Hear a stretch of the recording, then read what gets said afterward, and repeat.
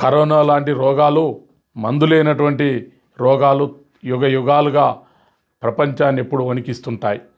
అలాగే త్రేతాయుగంలో కూడా మందులేని రోగం వచ్చి ప్రజలు కుప్పల్లా చచ్చిపోతుంటే మానవ వినాశనం, దేవ వినాశనం, మరి ప్రాణాలని కాపాడుకోవడానికి ఆకుపసర్లు తాగి రక్షించుకోవడం కోసం చెట్లను కూడా చంపడం జరిగింది.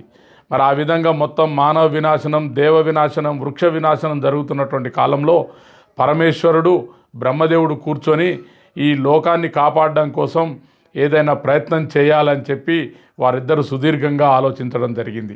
అప్పుడు బ్రహ్మదేవుడు తన ఆలోచనలో నుంచి వచ్చిన ఒక చెమట బిందువు గాలిలో రాలి కింద పడతా ఉంటుంది.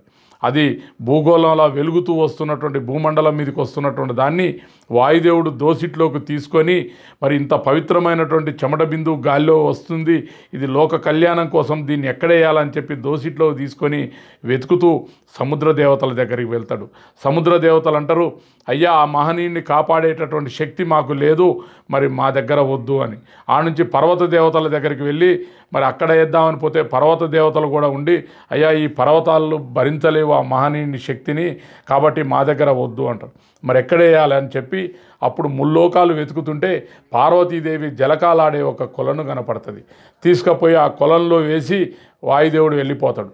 ఆ చెమట బిందువు అందులో ఒక ఋషిగా ఆవిర్భవించి అందులో నుంచి ఒక తపోశక్తితో అది వస్తూ ఉంటుంది. ఈ లోపల పార్వతీదేవి తమ కొలంలో జలకాలాడడం కోసం వచ్చేటప్పుడు అందులో నుంచి ఓం గౌడశ్య శివాయ స్వాహ, ఓం గౌడశ్య శివాయ స్వాహ అనే ఒక మంత్రం ఆ కొలంలో నుంచి వినిపిస్తుంటుంది. అందులోకి ఎవరు ఈమె, ఇందులో ఉన్న ముని ఎవరు అని చెప్పి ఆమె అందులోకి తొంగబడి చూస్తే సిరిపాదాలు కిందికి కాళ్ళు పైకి పెట్టి రుద్రాక్షలతో ఒక మహాముని తపస్సు చేస్తూ ఉన్నాడు. వెంటనే పార్వతీదేవి పరమేశ్వరుని నారదుని పిలిపించి, స్వామి మరి ఈ కొలంలో తపస్సు చేసినటువంటి ఈ శక్తివంతుడైనటువంటి మహాముని ఎవరు అని అడిగితే అప్పుడు పరమేశ్వరుడు చెప్తాడు, మానవ వినాశనం నుంచి, దేవ వినాశనం నుంచి, వృక్ష వినాశనం నుంచి ఈ ప్రపంచాన్ని కాపాడడం కోసం ఒక జాతి ఉద్భవించబోతా ఉంది. అదే దేవగౌడ జాతి. ఆ జాతికి మూల పురుషుడు శ్రీ శ్రీ శ్రీ కౌండిన్య మహాముని ఈరోజు కార్తీక పౌర్ణమి నాడు జన్మించిండు. మరి వారి ద్వారానే, వారి తపశ్శక్తితోటే ఈ ప్రపంచాన్ని కాపాడేటటువంటి ఒక బలం వస్తుంది. అందుకనే పాల సముద్రాన్ని చెలుకుతున్నప్పుడు తాటి, ఈత, ఖర్జూర చెట్లు పుట్టినాయి. వాటి నుంచి సురామృతం తీసి ఈ ప్రపంచాన్ని కాపాడాలని చెప్పి కౌండిన్యుడికి ధర్మాన్ని బోధిస్తాడు. మరి కౌండిన్యుడు మరి నేను ఒక్కరిని చేయాలంటే నేను మునిని, మరి ఇంత పెద్ద ధర్మకార్యాన్ని నిర్వర్తించడం ఎలా అని చెప్పి ఆ పరమేశ్వరుని అడగగా అప్పుడు పరమేశ్వరుడు అక్కడ ఉన్నటువంటి ముక్కోటి దేవతలు ఆదివేదం, అమరవేదం, సామవేదం అని 3 వేదాలు పఠిస్తే అందులో నుంచి పుట్టిన వాళ్ళే ఆదిగౌడ్, అమరగౌడ్, వేదగౌడ్, విప్రగౌడ్, పుంగమగౌడ్, సురమాంబ అని చెప్పి 6 జన్మించడం జరిగింది. ఈరోజు భూమండలం మీద గౌడ జాతిగా పిలువబడుతున్న ప్రతి ఒక్కరు కూడా ఈ 6 వారసులే. మరి అటువంటి వేద జ్ఞానంతో జన్మించినటువంటి గౌడ జాతి మూలపు బిడ్డలు ఈరోజు సమాజానికి సేవలు అందిస్తున్నటువంటి పరిస్థితులు. మరి నిత్యం సురామృతం తీసి మరి అక్కడ ఉన్నటువంటి మానవుల్ని ప్రాణాపాయం నుంచి కాపాడి, దేవతల్ని ప్రాణాలు పోకుండా కాపాడినటువంటి సురామృతం మరి దాంతో శక్తివంతుల్లాగా మారినటువంటి పరిస్థితులు. వెంటనే అక్కడ ఉన్నటువంటి కాశీపుర పట్టణాల్లో ఉన్నటువంటి అక్కడ ఉన్న గజాసురుడు అనే రాక్షసుడు, మరి నిన్నటిదాకా దేవతలు, మానవులు మనల్ని చూస్తేనే పారిపోయినారు భయంతో, ఈరోజు ఎంత శక్తివంతంగా మన మీదకి యుద్ధానికి వస్తున్నారంటే వాళ్ళ రహస్యం ఏందో తెలుసుకోమని చెప్పి 2 రాక్షసుల్ని మారువేషంలో పంపితే అప్పుడు వాళ్ళు చూసొచ్చి, అయ్యా కాశీపుర పట్టణంలో దేవగౌడులు అనే ఒక జాతి సురామృతం తీస్తూ ఉన్నారు, ఆ అమృతం తాగిన వాడికి మృతము లేదట, అనారోగ్యం లేదంట, అపజయం లేదట, కాబట్టి ఆ సురామృతమే వీరి బలానికి కారణమని చెప్పడం జరుగుతుంది. వెంటనే గజాసురుడు లక్షల మంది రాక్షసుల్ని వెంటబెట్టుకొని కాశీపుర పట్టణానికి వచ్చి తాటి ఈత వనాలలోకి వచ్చి, అయ్యా దేవగౌడ బిడ్డలారా, మరి ఈ సురామృతం చాలా శక్తివంతమైందంట, ప్రాణాపాయం నుంచి కాపాడుతుందంట, మృత్యువు లేకుండా చేస్తుందంట, మరి సకల భోగాలకు ఇది కారణమట, మరి ఇది మాకు కూడా కావాలి అంటారు. అప్పుడు దేవగౌడ బిడ్డలైనటువంటి గౌడ జాతి బిడ్డలు, అయ్యా మేము పరమేశ్వర వరప్రసాదులం, కౌండిన్య మహాముని యొక్క ధర్మశాస్త్రానుసారం బతుకుతున్నటువంటి వాళ్ళం మరి పరమేశ్వరుని ఆజ్ఞ లేకుండా మరి సురామృతం వేరే వాళ్ళకు పోయటం కుదరదు, కాబట్టి మమ్మల్ని మన్నించండి అని గౌడ బిడ్డలు అంటారు. కానీ ఆ రాక్షసులు వినక మరి మాకు దక్కని సురామృతం దేవతలకు దక్కితే దాని బలంతో మళ్ళీ మమ్మల్ని చంపడానికి వస్తున్నారు, కాబట్టి అసలు ఈ సుర చెట్లన్నింటినీ నాశనం చేస్తా, గౌడ జాతిని నాశనం చేస్తా అని చెప్పి ఆ గజాసురుడు లక్షల మంది రాక్షసుల్ని ఏనుగుల అవతారంలోకి మార్చి మొత్తం తాటి ఈత వనాల్ని ధ్వంసం చేసుకుంటూ గౌడ గూడాలు పట్టణాల మీద పడి గౌడులను చంపేసుకుంటూ వస్తూ ఉంటారు. అంటే కులం ప్రమాదంలో పడింది, వృత్తి ప్రమాదంలో పడింది. గౌడ బిడ్డలందరూ కౌండిన్యుడి దగ్గరకు వచ్చి, అయ్యా కౌండిన్య మహాముని, మరి నీ ధర్మశాస్త్రానుసారం చేస్తున్నటువంటి ఈ వృత్తికి ప్రమాదం వచ్చింది, ఏం చేయాలా అని చెప్పి ఆయన దగ్గరికి వస్తే అప్పుడు కౌండిన్యుడు గౌడ బిడ్డలందరినీ వెంట పెట్టుకుని నేరుగా కైలాసానికి పోయి అక్కడ ఉన్నటువంటి శివుని పరమేశ్వరుడి దగ్గర, మరి పరమేశ్వర యుగ యుగాలు మారినా ఏకగోత్ర నామధేయంతో ఉండాలని చెప్పి నాకు ఆశీస్సులు ఇచ్చినావు, మరి నేను ఇవాళ నా జాతి బిడ్డలను కూడా కాపాడుకోలేనటువంటి పరిస్థితి ఉంది, దీన్ని ఏం చేయాలని చెప్పి అప్పుడు అడిగితే అప్పుడు పరమేశ్వరుడు చెప్తాడు, అవును తరాలు మారిన కౌండిన్య ఏకగోత్ర నామధేయంతో ఈ జాతి వర్ధిల్లుతుంది, ఏ యుగంలోనైనా ఏకగోత్ర నామం ఉంటుంది, కాబట్టి నీకు తిరుగులేదు అని చెప్పి మరి దాంతోపాటు మరి ఈ జాతి బిడ్డల్ని రక్షించుకోవడం కోసం నేనే నా మానస పుత్రుడిగా మిమ్మల్ని కాపాడడం కోసం నేను ఉద్భవించబోతా ఉన్నా అని చెప్పి అప్పుడు పరమేశ్వరుడు మెడ మీద విభూతులతో ఉన్న ఒక చెమట బిందువును తీసి బండకేసి కొడితే 12 చేతులతోటి అస్త్రశస్త్రాలతోటి అరివీర భయంకరుడైన యుద్ధ వీరుడు గౌడ జాతి రక్షకుడు పుట్టిండు. ఆయనే శ్రీ శ్రీ శ్రీ కంఠమహేశ్వర స్వామి, అంటే మహేశ్వరుని కంఠం నుంచి పుట్టినవాడు అని అర్థం. మరి దేదీప్యమానంగా వెలుగుతున్నటువంటి ఆ కంఠమహేశ్వరుడు మరి తండ్రి గారు నేనేం చేయాలి అని అడిగితే అప్పుడు పరమేశ్వరుడు చెప్తాడు, బిడ్డ కంఠమహేశ్వర, గౌడ జాతి బతుకున్నంత కాలం, తాటి ఈత వనాలున్నంత కాలం వారిని కంటికి రెప్పలాగా కాపాడే బాధ్యత నీది బిడ్డ అని అంటాడు. అంటే సరే అని చెప్పి కత్తి తీసుకొని యుద్ధానికి వెళ్తాడు. లక్షల మంది రాక్షసులను చంపేస్తూ ఉంటాడు, లక్షల మందిని చంపుతుంటాడు. కానీ ఆ రాక్షసులకు ఒక వరం ఉంది, చుక్క రక్తం కింద పడితే లక్షల మంది రాక్షసులు పుట్టేటటువంటి ఒక వరం ఉంది, అది పరమేశ్వరుడు ఇచ్చింది. ఆ వరం వల్ల కంఠమహేశ్వరుడు చంపుతూ ఉంటే మళ్ళీ వాళ్ళు పుట్టి వస్తూ ఉన్నారు, యుద్ధంలో అలసిపోతూ ఉన్నాడు. అప్పుడు కంఠమహేశ్వరుడు పరమేశ్వరుని ప్రార్థించాడు, తండ్రి గారు మరి గౌడ జాతిని రక్షించమని చెప్పినావు నాతోటి, కానీ నీ వరం నాకు అడ్డం వస్తూ ఉంది, నేనేం చేయాలి తండ్రి అని అంటే అప్పుడు పరమేశ్వరుడు చెప్తాడు, నేను ఇచ్చిన మాట వాస్తవం, కానీ ఇచ్చిన వరాన్ని వెనక్కు తీసుకునేటటువంటి పరిస్థితి నాకు లేదు, కాబట్టి నీ తల్లి పార్వతీదేవిని పూజించు, ఆమె నీకు ఏదైనా ఉపాయం చెప్తుందని చెప్పి చెప్పడం జరిగింది. ఆ తర్వాత ఈ కంఠమహేశ్వరుడు పార్వతీదేవిని పూజించాడు. అమ్మ తల్లి పార్వతీమాత, మరి తండ్రి గారు నన్ను ఈ జాతిని రక్షించమని, గౌడ జాతిని రక్షించాలని చెప్పి మా వైపు నన్ను ఉద్భవించేలా చేసిండు. మరి యుద్ధం చేస్తూ ఉన్న తండ్రి గారి ఒక వరం అడ్డం వస్తూ ఉంది, తల్లి మరి మాకు ఈ యుద్ధంలో సహకరించమనంటే అప్పుడు పార్వతీదేవి అంటది, బిడ్డ కంఠమహేశ్వర, మరి నేను యుద్ధంలో మీకు సహకరిస్తా, మరి నాకేమిస్తావు బిడ్డ అని అడుగుతుంది. అప్పుడు కంఠమహేశ్వరుడు ఒక ప్రమాణం చేస్తాడు. ఆ ప్రమాణమే ఇప్పటికీ గ్రామ గ్రామాన నెరవేరుతూ ఉంది.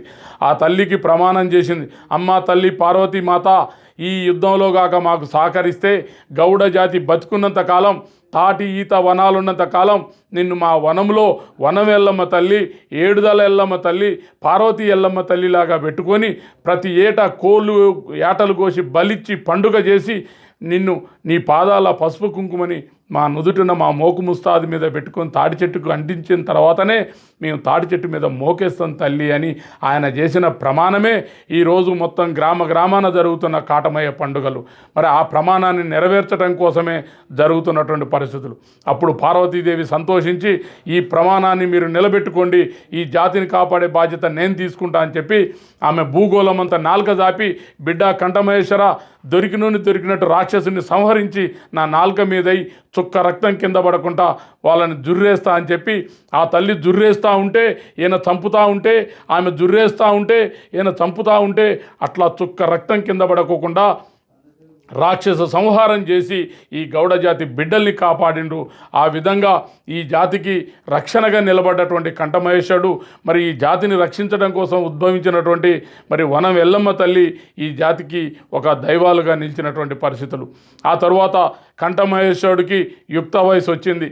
యుక్త వయసు వచ్చినప్పుడు మరి కళ్యాణం చేయాలని చెప్పి శివుడు పార్వతి కూర్చొని బ్రహ్మదేవుని పిలిపించి మరి మాకొక కోడలు కావాలి, మా కంఠమహేశ్వరుడుకు వచ్చే భార్య లేదా పార్వతీదేవికి వచ్చే కోడలు ఎలా ఉండాలంటే శక్తివంతురాలై ఉండాలి, సకల గుణ సంపన్నురాలై ఉండాలి, కోరిన కోరికలు నెరవేర్చేలే ఉండాలి, పరమేశ్వర వరప్రసాద అయి ఉండాలి, ఇటువంటి కోడలు మాకు కావాలి అని చెప్పి ఆ రోజు అడిగితే అప్పుడు బ్రహ్మదేవుడు చెప్తాడు, ఇంకెవరు స్వామి, నీ వరప్రసాది బ్రహ్మదేవుడి పుత్రుడైనటువంటి కౌండిన్యుడి 6వ సంతానంగా పుట్టిన సురమాంబ తల్లి సరైనటువంటి కోడలవుతుంది, శక్తిమంతురాలు, కోరిన కోరికలు నెరవేరుస్తుందని చెప్పి ఆ రోజు అక్కడున్న నారదుడు చెప్పడం జరిగింది. వెంటనే కళ్యాణంకి ఏర్పాటు చేసి ఒకవైపు కంఠమహేశ్వరుడు పక్కన పార్వతీ పరమేశ్వరులు, మరో పక్క సురమాంబ పక్కన కౌండిన్యుడు బ్రహ్మదేవుడు. నిజంగా ఈ భూమండలంలోనే పార్వతీ పరమేశ్వరులు ఒక పక్క, బ్రహ్మదేవుడు కౌండిన్యుడు నారదుడు కూర్చున్నటువంటి కళ్యాణం ఎక్కడా లేదు. అంత అద్భుతమైనటువంటి లోక కళ్యాణమే ఈరోజు మనం కాటమయ్య పండుగల పేరు మీద పెద్దబోనం, ఘటంకుండ, వీరబలి, కళ్యాణం అని చెప్పి ఇవన్నీ కార్యక్రమాలుగా కాటమయ్య పండుగగా మనం నిర్వహించుకుంటా ఉన్నాం. మరి ఆ తర్వాత వారి కళ్యాణ అనంతరం మరి కాశీపుర పట్టణంలో ఉన్నటువంటి దేవగౌడ జాతులందరినీ బ్రహ్మాండంగా కాపాడుకుంటూ కన్న బిడ్డల్లాగా కాపాడుతున్నటువంటి పరిస్థితిలో ఆ తర్వాత పరమేశ్వరుడు ప్రత్యక్షమై మీరు ఈ జాతి ధర్మాన్ని నిర్వర్తించడానికి, గౌడ జాతిని రక్షించడం కోసం ఉద్భవించినటువంటి దేవతలుగా మీరు చిరకాలం కలియుగంలో మీరు కాటమయ్య పండుగ కుడివైపు ఎల్లమ్మ తల్లి, ఎడమవైపు మైసమ్మ తల్లి, మధ్యలో కంఠమహేశ్వరుడు సురమాంబ ప్రధాన దేవాలయం, గుడి పైన పార్వతీ పరమేశ్వరులు ఉండే విధంగా గుడి నిర్మాణం జరుగుతుంది. మీరు ప్రజలందరితోటి మీరు పూజలు అందుకుంటారని చెప్పి ఆ పరమేశ్వరుడు ఆజ్ఞాపిస్తాడు.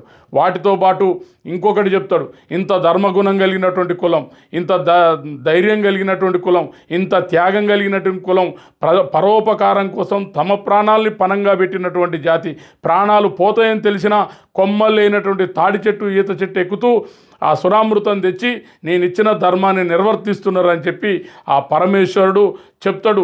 కోడి కూసిన కాడ 1,000,000 మంది గౌడులు పుడతారు, మీ జాతి ప్రపంచ ఖ్యాతి నెక్కుతుందని చెప్పి ఆ పరమేశ్వరుడు ఇచ్చినటువంటి ఆజ్ఞ ప్రకారమే ఈరోజు ఏ రాష్ట్రంకు పోయినా 1,00,00,000 మంది గౌడ బిడ్డలు, కోటాను కోట్లు ఉన్నారంటే అది పరమేశ్వరుడు ఇచ్చినటువంటి ఆజ్ఞ. దాంతోపాటు కంఠమహేశ్వరుడు సురమాంబ తల్లి మాకు సంతానం కావాలని చెప్పి అడగగా అప్పుడు వారికి 7 సంతానాన్ని ప్రసాదిస్తాడు.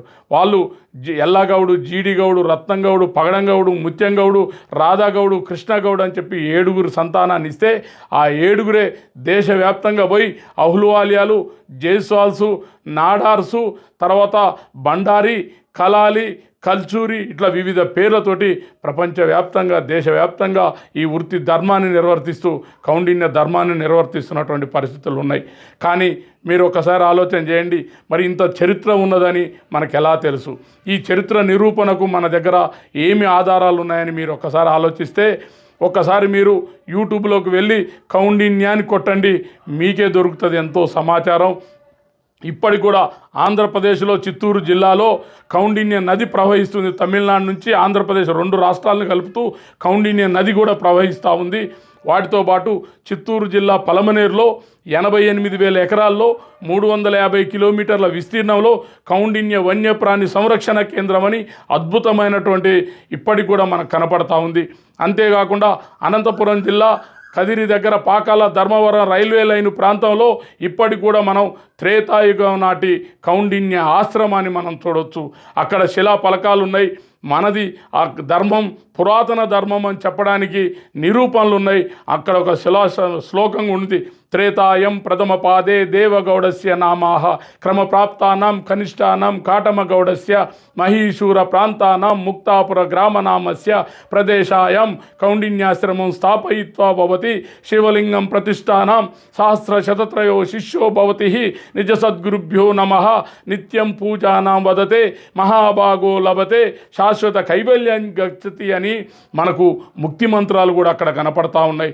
ఎంతో ధర్మంగా కలిగినటువంటి ఈ జాతి ఈరోజు చాలామంది చాలా ప్రాంతాల్లో కుల ధర్మాన్ని, కుల దేవతల్ని విస్మరించి మర్చిపోవడం వల్ల కులానికి అరిష్టం జరుగుతుంది, కుల ధర్మం మరి వక్ర మార్గంలో పోతూ ఉంది. ఆనాడు కౌండిన్యుడు చెప్పిండు, కలియుగంలో కొంత కలి ప్రభావంతో గౌడ బిడ్డలందరూ కూడా కౌండిన్య ధర్మాన్ని వీడి పరధర్మాలకు వెళ్ళిపోయి చివరికి నానా రకాల కష్టాలు పడతారు. మళ్ళీ ఏ రోజుకైనా వారిని కౌండిన్య ధర్మం మాత్రమే కాపాడుతుంది అని చెప్పి ఆనాడు కౌండిన్యుడు చెప్పినడు. ఆ ధర్మాన్ని పాటిస్తేనే భవిష్యత్తులో మళ్ళీ ఈ జాతి కోడి కూసిన కాడ 1,00,00,000 మంది గౌడులుగా వెలుగొందుతారు.